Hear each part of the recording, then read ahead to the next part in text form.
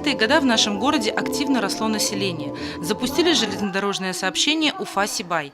И по данным Всесоюзной переписи населения, в 1970 году в городе уже проживало более 37 тысяч людей. Сибай пополнялся специалистами, новыми семьями и, конечно же, детьми. Молодой город застраивали учреждениями, которые обеспечивали рабочее население всеми условиями для продуктивного труда. В 1971 году на пустыре стали возводить стены нового детского сада «Березка». На днях он отметил 45-летний юбилей. В этом дошкольном учреждении начала свою педагогическую деятельность Татьяна Петровна Пономаренко, которая посвящает себя детям уже на протяжении 42 лет.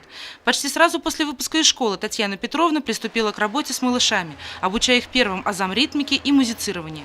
18 лет назад она сменила квалификацию на педагога-психолога и отмечает, что эта деятельность ее с детьми сближает душевно. Дети помогают мне, моей энергии, подпитывают меня. И мне хочется все больше и больше с ними что-то делать, что-то им давать, конечно же. И, конечно же, то, что вы говорите в творчестве. Вот, я вот немножечко пишу стихи, да, вот, и поэтому дети вот всегда подсказывают мне своим поведением, о чем мне. Например, либо это следы на снегу, либо это вот дети замечают, и они мне подсказывают. Вот на творчестве этом сказывается. Сейчас я педагог-психолог, а начинала я музыкальным руководителем. Педагог всегда по жизни. И времена советские, можем так сказать, и сегодняшние времена. Он всегда достоин самого лучшего. Потому что поколения идущие, они видят педагог, насколько он дает детям, насколько он отдает душу. Они это чувствуют, дети. Особенно дети дошкольного возраста. Если педагог любит детей, то дети будут всегда ему преданы.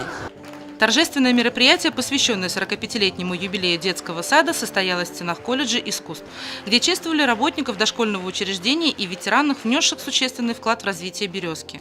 А в фойе развернулась настоящая площадка для ностальгии. Старые фото, летопись учреждений и совместные работы педагогов и детей – все будто ждало знаменательной даты.